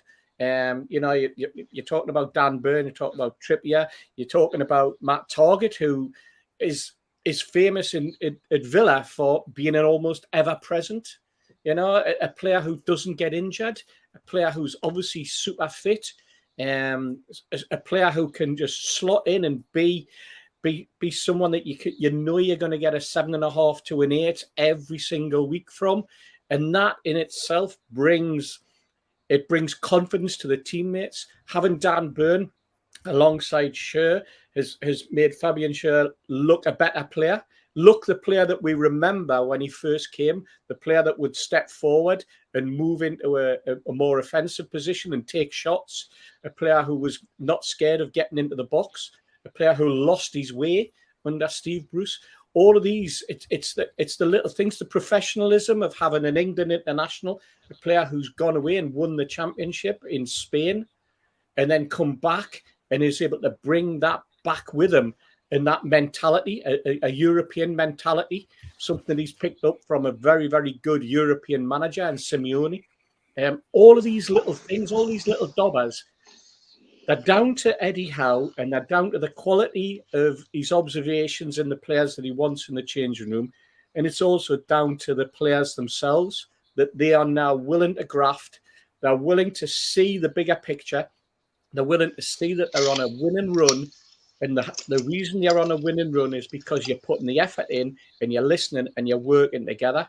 And as you rightly say, Mitch, it's at this point where a manager goes, if you don't want to be on this journey, now that he's got 8 or 9 wins behind him and there's a momentum, he can say that to players and he can say that to members of the squad and he can warn them, he can let them know.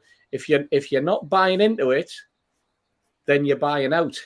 That's what it's all about. That's football. And there might be some players within that squad who are not buying into it. There might be, but I guess what I'm getting at is there are players that really are suddenly with that light bulb moment, like you mentioned, Dwight Gale, for example, using that as an example of a player going, wow, this is quite good. This isn't massively depressing every day coming in. And we're actually doing something different in training. We're actually enjoying ourselves again. And the lads are enjoying it. And the lads are now mixing together again like they used to a couple of years ago. And I think there'll be certain members of that squad that have struggled not having that camaraderie, not having that bond because of the fact that the COVID restrictions wouldn't allow them to mix. There was all sorts going on behind the scenes with regards to COVID that meant it difficult. Players weren't going out in the evenings, just like the rest of us. They weren't mixing, they weren't going for meals, their families weren't getting together. All of those little changes. And some players will have gone into their shell just like the rest of us did. And I think that the fact that the restrictions are now being lifted, it's a lot easier for players. Their mentality and the winning mentality that Eddie Howe's brought is all the positivity that we're now seeing the rewards with. Yeah, okay, great stuff. 5-7, 35 minutes left. Delighted to see we've got Toon Tipster with us tonight in 5 minutes' time. He is coming on to give us your bets for the weekend, and as always, we'll have Toon Stato as well. Just going to try and dip into a couple of your points in the chat. Rag and Bone Man says, hats off to Eddie. He's turned donkeys into race horses. Doug Hall says, waiting for Fraser to coming onto the pitch holding Burns' hand. I'm sure Burns said he's going to. Donald says, damn Burn, what a unit. Brozier felt that impact all right. You're not wrong there. Who would have thought it? Wood, Fraser and Murphy, front three would do a job. Excellent. All about being coached properly, isn't it? Or Ralph's tears salty, Mitch, says Briani. You know, the taste of rum and coke, actually. Brilliant. Crossy says, Dan Burn, what a significant signing and dropping the captain. Brilliant from Howe. And John is reiterating what I said earlier, free car stickers to subscribers. So if you're a subscriber, you're going to get a free car sticker. Go to nufcmatters.com and you can order now. But just hit the subscribe button, please. It does do us a big favour. We're not far off hitting 47,000 subscribers. So if you can do that and share to the groups as well. Get it on your Facebook, get it on your Twitter. I know some of you watch on your phone, so it can be a bit difficult. When the programme finishes, click the share option, share it to your Twitter, share it to your Facebook. It does do us a big favour. 5 minutes to go before we draw the Shearer tickets. We've sold another 10 tonight. So that is a 1 in 55 chance at the minute of winning these tickets. And obviously, if we don't sell 99, you've got more of a chance of winning. The odds are with you guys. So NUFCmatters.com, £9.99 for a ticket. Enter tonight. 1 in 55 chance at the moment of winning. 2 tickets to go to the dinner of a lifetime. Prize is worth 520 quid. So get yourself onto that. Okay, it is time to start looking ahead to Sunday's game. Newcastle United are going to Stamford Bridge. It is a 2:00 kickoff. It's live on Sky Sports. All 3,000 away tickets have been sold. Might be the last time there's away fans in there, the way things are going. It's interesting for us because obviously we're going in on form. Chelsea are going in on form as well. But all of the disharmony off the pitch, will it take its toll? Well, who knows? As for the referee, well, it is David Coote. It's the 3rd time that he's taken charge of a Newcastle United game. Which other games did he have in charge? Well, the 2-0 loss at Villa, the 1-1 draw at Brighton. This is his 3rd game. And John Brooks is on VAR. And just a little reminder that there is engineering works, NUFC.com, as always, up to date with that. So if you want to pop onto their website, you will find there is still scheduled disruption to services between Newcastle and King's Cross. Engineering works between Doncaster and York. So please check your travel arrangements. Just make sure that you don't get caught out or left behind. Very important that. Callum Wilson and Kieran Trippier are still out, both injured. Still not 100% sure on when ASM is going to come back or Joe Linton. Eddie Howe was pointing to the fact that it probably wouldn't be this weekend. Joe Linton, we told them, there was rumours it was a hamstring. Looks like it's groin. And ASM has got a bit of an illness. So we'll wait and see whether he comes good. But at this moment in time, it seems that any players Eddie Howe picks are good players to have. Okay, let's look ahead now with Toon Stato, who gives us the stats and his input on the game ahead.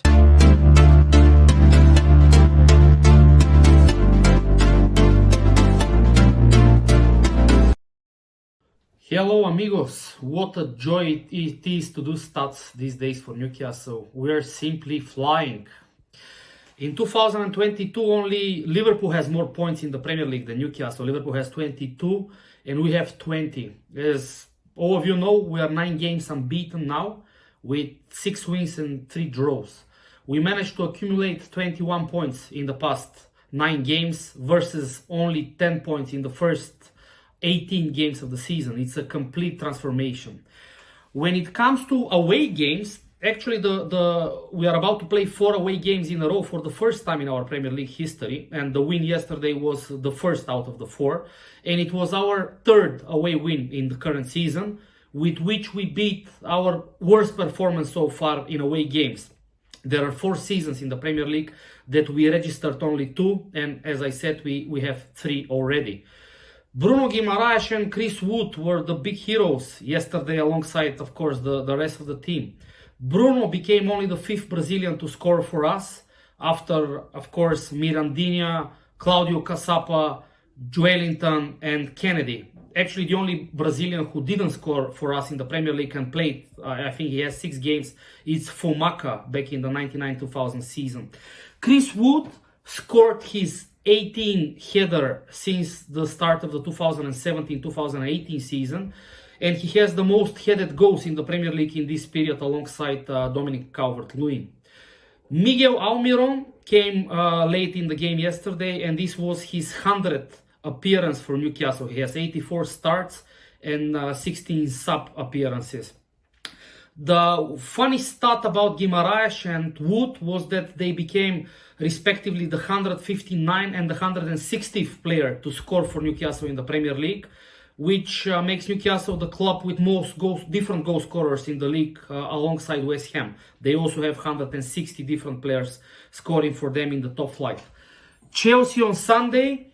We have, since that famous win in 2012 with the 2 goals by Papi Cisse, we have 9 games, 9 defeats there, 8 in the Premier League, 1 in the FA Cup, in which we have scored only 3 and we have conceded 23. But who would bet against Newcastle with the current form we're in?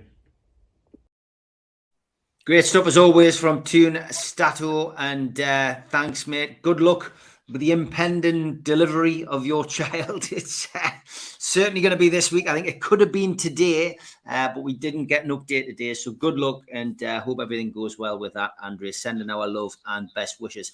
The last time this guy was on was in the medieval times, because it seems that long since we've had him on. And the last time he was on, I played the wrong bloody music. I think I played Tune Stato. I wasn't in a great place, as everybody knows, so I did have an excuse. But here is his music. Let's hope it still works.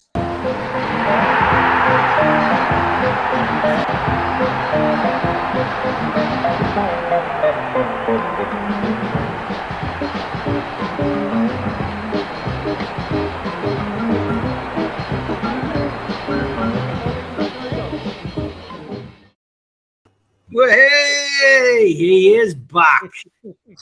Gentlemen, all right? How are you, son? Yeah, I'm good, yous. Very good, mate. Good to have you back. Welcome back, mate. I know you've been busy with work and you've had a bit of illness. You've had no luck, you lad. Thank you very much. I know. Well, ever since I've been associated with this show, I know tons about it. Oh, that's why he comes out drinking with me after the match now. It's your fault. I'm going to come on to that. Have you seen the script? Not that there is a script, of course. So here we are then. Eddie Howe's European chasing Magpies, eh? Relegated, they said. There's more chance of me getting a pint of authentic Russian vodka at Stamford Bridge next week. In fairness, though, speaking of Chelsea, I am gutted that I can't buy one of their new training tops. I think they're really, really smart. If only I knew someone associated with NUFC matters that can rip off other people's shirt ideas and get away with it. No, can't think of anyone. I'm supposed to be out tonight celebrating my new job with people from work, but I had no intention of missing the show by getting miserably drunk and making small talk with people who I don't really like. I get enough of that in the strawberry after the game. There you go, Hasty. It was worth waiting for, wasn't it? Anyway, I'm really glad there's not a home game this week. Last match was absolutely exhausting, as I had to escort Zebedee Patterson to the Platinum Club, and he never shut up telling 52,000 people about the benefits of celery. True story. Quote of the day was made by Q-Tip. He just looked at me and said, "It's like taking the band to the match." And do you know what? Never a truer word spoken. It's posh, that Platinum Club, like. I even got to see J7, who promised to take me for a meal after the match. Anyway, a 3-hour tour of NE1 later, we ended up in the casino sharing a bowl of peanuts. Well, I say share. We just sat and watched old Lenny fill his boots, and I ended up with a KFC on Linthorpe Road on the way home. How the other half live, eh? Anyway, on to our second away game of the week. It's Chelsea on Sunday, and despite all of their off-field issues, our friends at the book have got us nowhere near. You can get a massive 10-1 for the Magpies to keep their winning streak going. An impressive 17-4 for a draw. And Chelsea really aren't worth backing at 3-10, which, given this week's news, I find quite unbelievable, actually. Goals are fancied 8-11 if you fancy over 2.5, and 11-10 if you think they'll be under that. Both teams to score is just over evens. 1-0 Newcastle, 22-1. 2-1 Newcastle, 28-1. 1-0 Chelsea, 13-2. 2-1 Chelsea, 17-2. And if you think we'll return to the bad old days and get good 3-0, you can have 8-1. Ones each, 10-1, and twos each, 25-1. In terms of the goal scoring list, there's actually 14 Chelsea players on the list before you get to Chris Wood to score any time at 15-4. Romelu Lukaku is at the top of that list. There's even players I've never heard of, Mitch. I think they're from the under-14s or something. But anyway, there's 14 players above that. I do wonder if our best chance this Sunday will come from a set piece. John Joe Shelby is 9-1. And the very impressive Big Dan Burn is 22-1 if you think he'll bag one. Out of interest, I've just checked there as the guys were talking. Newcastle are now 50-1 to be relegated, and we're 7-1 to finish in the top half. In terms of the food bank, having been out of action for a while, I'm happy to update that there's now £147 in the pot, thanks to Messrs Willock and Wood. This week, I'm going to stick with Chris Wood at 15-4, and I'm also going to slide a cheeky 7-1 Ryan Fraser in there as well. In terms of the Tomb Tickle, I must admit I've been doing some damage to the bookies lately, so this will definitely lose, of course. Being daft, 6 home wins on Sunday, 25-1. 6 draws, 4,000-1, and 6 aways is 21,000-1. So my 50 quid's on that. More realistically, Brentford, Bournemouth and Forest all to win is being boosted up to 6-1 at a popular bookmakers that sounds a little bit like Billiam Kill. Anyway, thank you very much for listening, gentlemen. My thoughts and prayers are with the people of Ukraine. Don't chase your losses and take care. Great stuff as always. Great to have you back as well, mate. And as he says, don't chase your losses. Be careful, gamble sensibly, and be aware. Okay, the winners. Geordie Toomba Life, you won 10 tickets into the Shearer draw and then didn't win, sadly. But at least you had an opportunity. You didn't have to spend any money. You had you had a good chance there, but you didn't win. The winner of the 2 Shearer tickets is Ashley Hannant. Well done. You have won 2 Shearer tickets, 520 quid's worth. It is a black tie event. John from QTech will be in touch to give you the full details. And if you give him your postal address, we will add you to the list and post your very posh tickets out when they're ready to come. But should be a cracking night. There's going to be a lot of famous folk there, and it should be a really good night. So looking forward to that. Well done, Ashley Hannant. You are the winner. We are going to do another one next week, so all is not lost. Monday, we will do another competition for that, so keep your eyes peeled. We've also got the new Food Bank T-shirt up now. So the winner was Mr. Renforth, who bid £150. He has won the ASM signed shirt. So I have put a tweet out as usual, copied you in, Steve, and the Food Bank. So you and John, etc., can sort that out with the Food Bank with Dan. That'll be great. This week's is this T-shirt. Dry your eyes out, mate. I know it's hard to take, but the league's mind has already been made up. There's plenty more points in the league. And there is Eddie Howe looking down on Ralph. Very fitting T-shirt for an end to a very satisfying week for us. That so yes, that is our Food Bank T-shirt. It's at the top of my Twitter at Steve Wraith now. Place your bids, usual crack. I will draw the winner this time next Friday. Okay, got a little less of these than normal, but there might be less of them, but there's actually a real good quality in our lookalikes this week.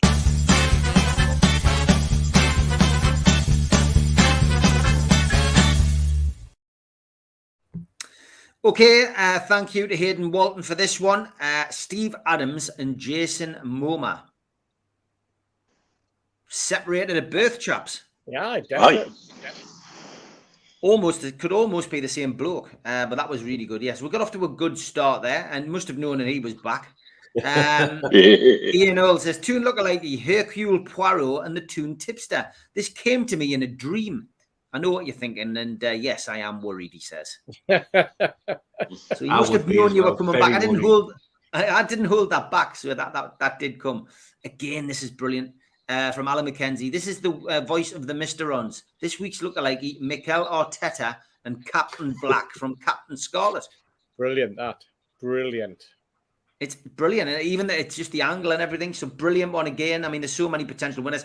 This one was one of those that rates in the bizarre column, which was from Jimmy Moore. Thanks, Jimmy. He says, Toon lookalike, Steve Hasty and Mitch, the American Dream, Dusty Rhodes.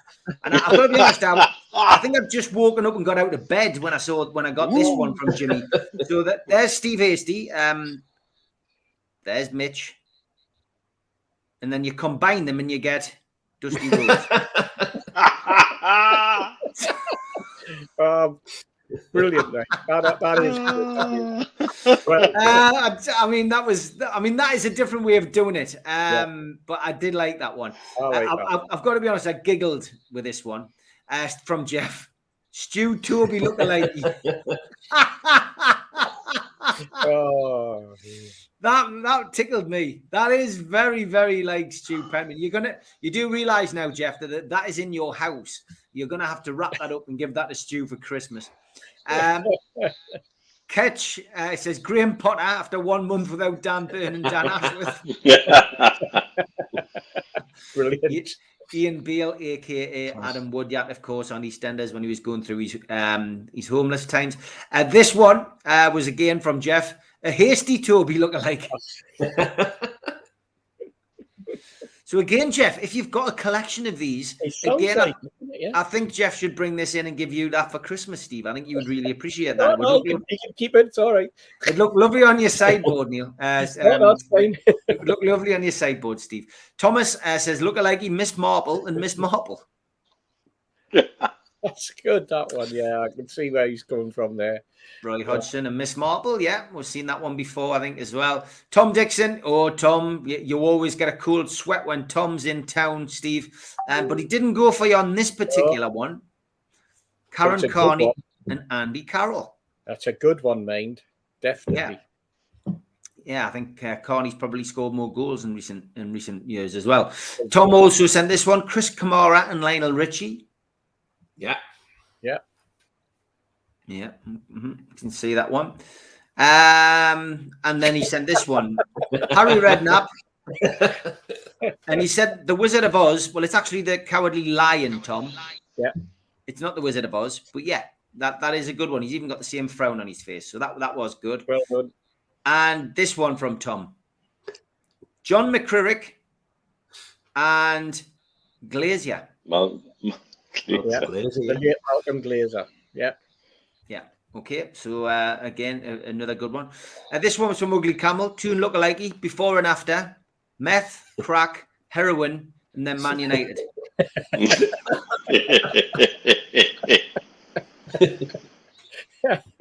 That's brilliant. That is absolutely brilliant. When you take a good look at that one, okay, you've got to really it took me a while, and then I went, oh, is it the Wheelston Raider or somebody? Is it the Wheelston Raider and Ranić? Yeah, and that's Ralph Ragnick. Yeah, I think that's great. So that was, but again, nowhere near the winning post on that one, I'm afraid. Hayden again put this one in. Derek Rose and Pharrell William. Yeah, definitely. Yeah. Very, very good as well. Yeah, two good ones there, mate. You're a bit of a new boy on the block with this one, so that was good.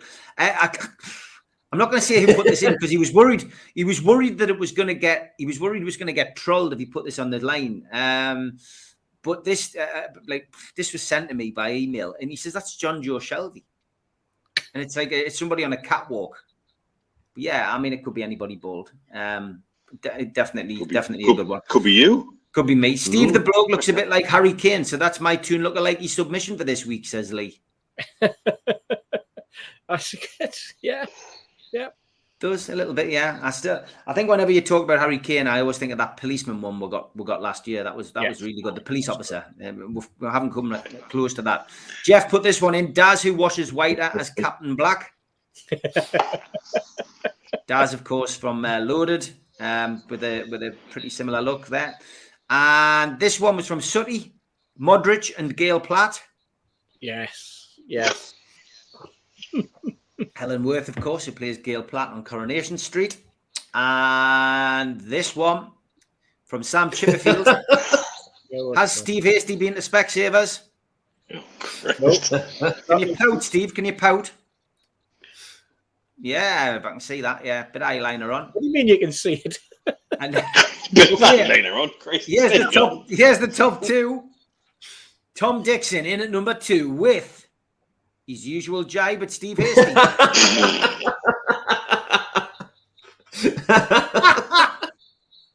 I've got no idea who that is. No, there's Tom. That looks like somebody that was at the bottom of Tom's bed in one of his nightmares. You did look like that in the Three Bulls Heads on Saturday, I must admit. That is true. I'll let you have that one. So sorry, Tom, you didn't win, and the reason you didn't win is because it's let's all laugh at Ralph this week. This is the winner from Jimmy Moore. Scott Dunn, Positive Two Fans Facebook site. He's given credit to them. Ralph Hasselhutton and Leonardo DiCaprio. Brilliant stuff. Keep them coming. Send them in. There was a few late arrivals this week. They'll be in next week. So don't worry. You'll still get your chance to be shown on Two Lookalikes.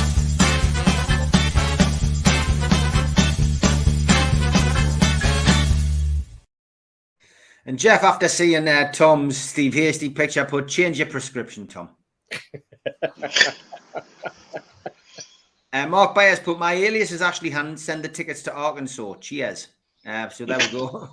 Good attempt, Mark. Good attempt. Yeah. Good attempt. John says, Ashley, contact me or Steve on Twitter by email and we'll sort it out. Yeah, please, Ashley. The name does ring a bell, so please, either message me or John. They were excellent lookalike, he says, Andrew. Thank you, mate. I know you sometimes chuck a few in, which is good. Okay, so I'm going to come to Mitch last because we like to build up the suspense of the lucky dice. I do want to just ask this question to you guys before we come to looking at the match. Phil Davison. So I'll come back to you, Mitch, on this one. He says, I've always wanted to ask you, did you know any secrets to what was going on before the takeover actually happened? You must have known a few things.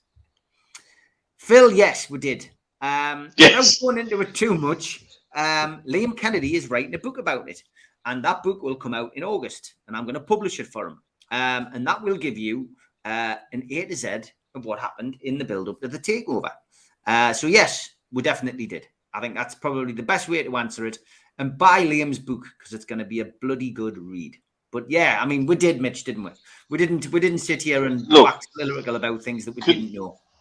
If everybody hasn't worked out why we remain so positive, while everybody else had chucked the towel in, maybe he can now. Yeah. And this was, on the journey we went through, it was a privilege. An absolute privilege. Spent hours. For me, with a 4-hour time difference to you lot sometimes, Zoom calls at silly times of the day, meant silly o'clock in the morning. Sometimes from Goodfellas. Which, you know, and it's something that for me, and Steve will probably elaborate a little bit. We you know, go from the early days of the Supporters Trust, the things we did after the Supporters Trust, the 2 Canadian bids that we can now freely talk about, to other interests that we were asked about and asked for input onto. And then the Canadian bid took it bizarre places in terms of looking at the Riverside at Durham and redevelopment of that before the ECB pulled the plug. I've still got the plans for that in my email somewhere. You know, all the things that led to, and the things behind the scenes that if we really wanted to grandstand and we really wanted to do things for clicks and likes and numbers and all that shit that gets thrown at it, we could have done it and we didn't. Why didn't we? Because we do it because we love it. We do it because we've got a love for the club and love for the region. And we wanted the club to be better than it was. And ultimately, Absolutely. my connection with Amanda and Mirdad came from that meeting in October in 2017. And luckily for us, but luckily for them as well, it has to be said, we could open some doors. And Steve's connections, my connections, Mitch's connections, all helped. And like, I know, all of these detractors who don't like us and don't like Keith, won't like what I'm going to say now, but Keith played a huge part on the other side of the fence. Keith's connection with Newcastle United Football Club via Justin Barnes was just as important as our connection on that side. And we were, as the book will show, we're intermediaries between the two parties. At a time when they couldn't really talk. Yeah, I've said on here, and openly, and this is still what I say about Keith. He was the first person who went there and didn't say get out. He held the door open and said, how can I help you out? Which was a conversation me and Steve tried to have via Derek Lambias a long time ago. And then Derek got the bullet because Derek bought into it, basically. I'm adamant that Derek got the bullet from Newcastle United because he started to listen and he started to understand and he started to get certain things. There's still one meeting that me and Steve had with Derek where we literally saw the light bulb come on above his head. Yeah. And then within 6 weeks, Joe Kinnear was brought in without his knowledge, and that was an absolute two fingers up to Derek. That's what that was all about. Yeah. It stuffed with as a club, it stuffed with as a fan base. But that was actually getting his own back at Derek Lambias as much as anything else. And there's there's so much we could go into, and I must have spent about 2.5, 3 hours on the phone with Liam. Yeah, I mean, Liam's done a really good job of this book, and as I say, it will be out in August. It'll be a must-have for Christmas.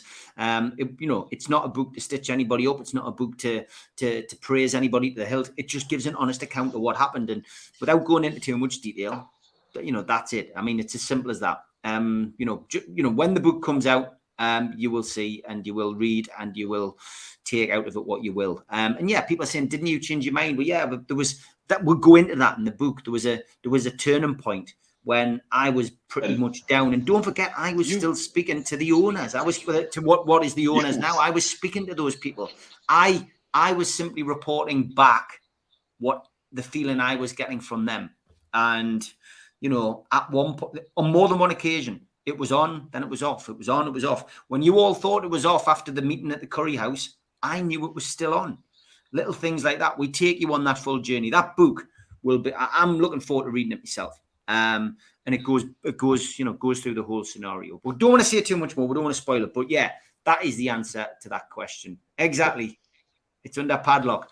Okay, Steve, let's go to the game. Newcastle play Chelsea. What are you expecting from the game? And give us a prediction. I'm expecting more of the same. I'm expecting Newcastle United to go in full of confidence. I'm expecting them to have a game plan. I'm expecting them to put that game plan into action. I'm expecting them to be, as I say, organised, professional, and going without any fear. And I think they'll also be going there to do an upset on Chelsea. I think Thursday night's game against Norwich was probably a game that Chelsea were going to win anyway, regardless of what's gone on off the pitch. But I think that the timing meant that that everything was in place. I think now, I think they will be a club in disarray. Well, they are a club in disarray, but I think as a squad, I think it'll affect them. People say, "Oh, they're professional footballers, etc." There's one thing that professional footballers hate, and that's the idea of not getting paid. And I think that's when it suddenly hits home, because people go, oh, look, they're on £250,000 a week, they're on £300,000 a week, £400,000 a week, whatever it is. Professional footballers live for paydays, and they live for the payday where the money pays, because they live way, way beyond the means of normal human beings. And can you imagine the thought to their wives that they might not be getting paid this week? It's bad enough if we fall into that situation, but footballers are a different kettle of fish. I think Newcastle United will do a job on them. I'm going to go for another 2-1. Originally, I was harping on a 1-1 draw. I thought, you know what, if we can come away with a point, I'll be delighted. But now, after the way that we played yesterday, after the camaraderie, the photographs that you see, the way that the team are set up, and the way that the team are performing, and every game I'm seeing another leader appearing, and it's only a matter of time before we end up with 11 leaders on that football pitch for Newcastle United. So I'm going to go for a 2-1 win. I think we're going to shock the world. 2-1 win at Stamford Bridge, Sky TV. Everybody is going to be looking at Chelsea and seeing how they're going to perform and what pressure they're under. I think we're going to take it. Okay. Tune tipster. Interesting stuff. I think for me, I remember sat watching the home game, and I was thinking to myself, we are an absolute million miles away from. They absolutely slaughtered us. There were quality. I remember down that right hand side. I mean, Reece James was just up and down, and we got absolutely hammered. And you know what? Ordinarily, we'd be going into this fixture thinking, oh no, if it will do well to keep this under 5. And you know what? Watching the Mags recently, it really just feels like it doesn't have to be that way anymore. Now, I'm not suggesting for a minute we're going to go and win 3 or 4-0 as much as I'd love to. But for once, it's nice to go to somewhere like Stamford Bridge, Anfield, Old Trafford, wherever, and not fear an absolute hiding. We look like a team. Yes, they are better than us. Yes, we know that. They've got great quality all over the pitch.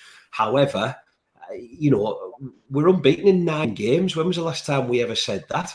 We've got a plan. We've got some quality. We've actually got a bench. It's nice to look at the bench all of a sudden and think we've got options. Things are a million miles, away from where they were when we played them at home. So, yeah, I go into it confident. I'd love to think that we'd keep the unbeaten run going. So I'll quite happily take a 0-0 or a 1-1 draw now and shake their hands. So, yeah, we might not lose, but we might not win.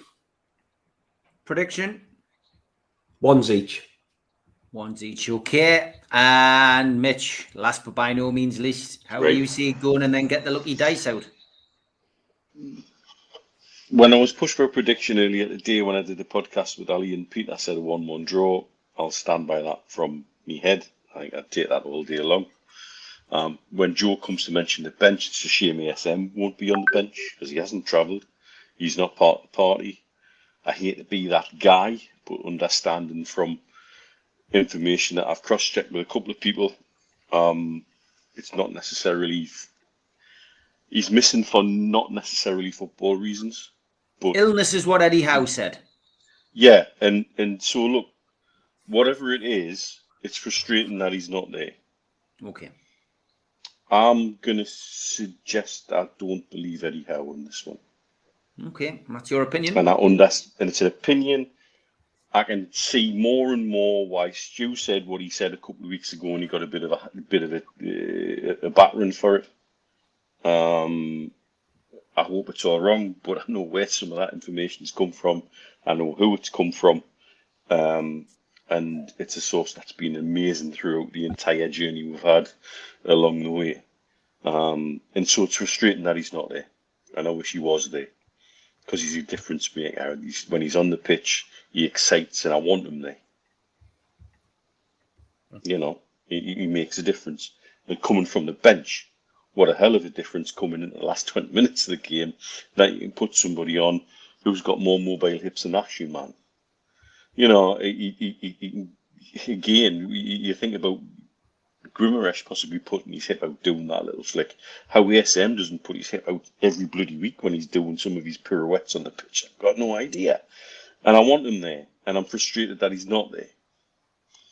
I think it's a free hit. This weekend with Chelsea is a free hit for us. That 3 points last night just says, you know what, you've got no to lose, go with no fear, play the best you can, and stick to the plan, and let's see what we get out of it. This is possibly one of our best opportunities to win in West London for a long time. And we've got no to lose, and that's an amazing thing. Today, we could have been looking at that league table thinking, oh God, a point would be amazing, a point would be fantastic, a point would be brilliant. I'm now looking at thinking, yeah, I'll take a point, but you know what, a win would be fantastic. Go on then, what does the dice say? The shift that we've got. What does the dice say? The dice says 3-0, so we're going to get a thumping apparently. 3-0. There we go. You've heard it here first. After that big build-up, I am back tomorrow morning at 10 o'clock with Mr. McLaws, looking ahead to the game. I'm going to do a pre-record tomorrow as well, so you will get your fix of NUFC matters, because obviously I'm off to Stamford Bridge. I'll do a pre-record tomorrow with Holly, looking ahead to the game as well. So I will ask you for some questions for Holly, probably on Twitter later on. If you've got any questions for her and me, we will look at that. And don't worry, Julie, I kept you on tenterhooks there. I could see you in the comments and you were wishing it was coming. Well, we had a big flush of these this week.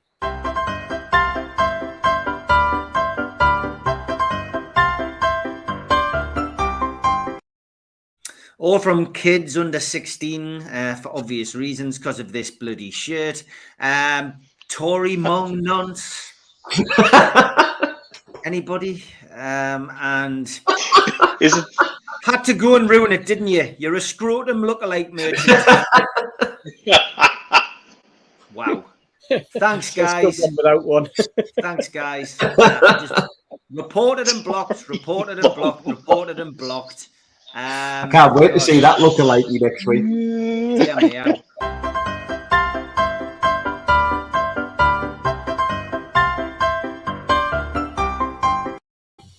Yeah, scrotum lookalike. I've never had that before, ever. That is a new one. Rachel thinks it's funny. Don't forget to go to NUFC Matters and get your car sticker at NUFCmatters.com. John has been plugging it away there. It's a kind gesture by Q-Tech. Thanks very much to them. And as always, thanks to Andrea, thanks to Toon Tipster, thanks to Steve Hasty, thanks to Mitch. But most importantly, thanks to the 700 people who've been watching live tonight. Have a great weekend. Let's hope the dice is wrong and Steve Hasty's right. We will see you 5:30 next Friday. Take care, guys. Good night. You said, everyone, love you.